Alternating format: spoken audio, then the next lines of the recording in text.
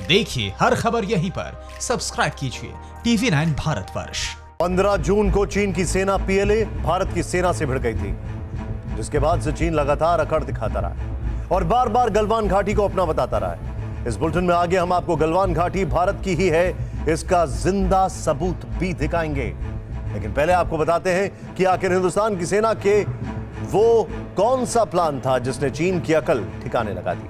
अब चीन के सुर बदल गए हैं और वो भारत के बातचीत के जरिए मसला सुलझाने को कह रहा है। इसके पीछे भारत की लगातार मजबूत हो रही स्ट्रैटेजी है, जिससे चीन के होश फाख्ता हैं। बंद कमरों से लेकर ग्राउंड तक तैयारियां तेजी से हैं। इस फिक्र में भारत की पूरी नजर है और दिल्ली में रक्षा मंत्री लगातार पीएम को हमारी तैयारियों का हर अपडेट दे रहे हैं, तो दूसरी ओर एयरफोर्स चीफ ने ग्राउंड पर उतरकर दुश्मन को उसकी हैसियत दिखा दी।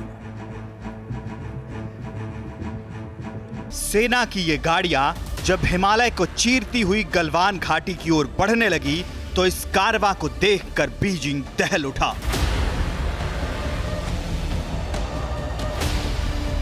जिनपिंग ने सोचा भी नहीं होगा कि हिंदुस्तान की सेना गलवान घाटी का बदला लेने के लिए इतनी तेजी से आगे बढ़ेगी।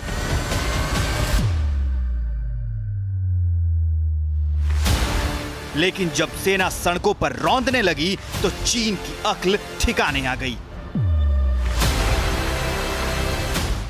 15 जून की रात को भारत और चीन के बीच हिंसक झड़प हुई और इसी हिंसक झड़प में भारत के 20 जवान शहीद भी हो गए। और इसी के बाद भारत ने चीन को जवाब देना भी शुरू कर दिया। ना सिर्फ दिल्ली के अंदर डिप्लोमेटिक जवाब दिए जा रहे थे, बल्कि ग्राउंड पर भारत ने अपने ट्रूप्स उतार दिए। इसी के साथ आसमान में भी फाइटर एयरक्राफ्ट हवाई हवा भरने लगे। इसी के बाद चीन घबरा गया। जल, थल और नभ सेना को एक कमांड में लाने के बाद ये पहला मौका है जब तीनों सेनाएं वॉर लाइक सिचुएशन में काम कर रही हैं और ग्राउंड पर कोई भी सेना पीछे नहीं है। मिलिट्री पूरी तरह से अलर्ट है, तो खुद एयरफोर्स चीफ आर.के. भदौरिया ने एयर बाउंड्रीज को सुरक्षित रखने का जायजा लिया। देश के एएलजी यानी एडवांस लैंडिंग ग्राउंड समेत बाकी एयरबेस कैसे हैं, इसकी ग्राउंड रिपोर्ट ली और अगर जरूरत पड़ी तो स्ट्रैटेजी कैसी होगी, इसकी तैयारी की।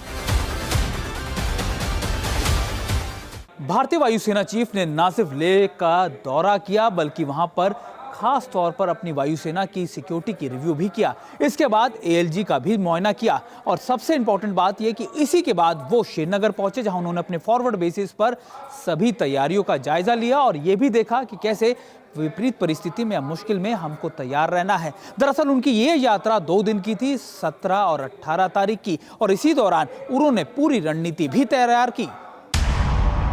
भारतीय वायुसेना ने भारत चीन सीमा पर पुराने खस्ता हाल पड़े एडवांस लैंडिंग ग्राउंड को फिर से एक्टिव कर लिया है।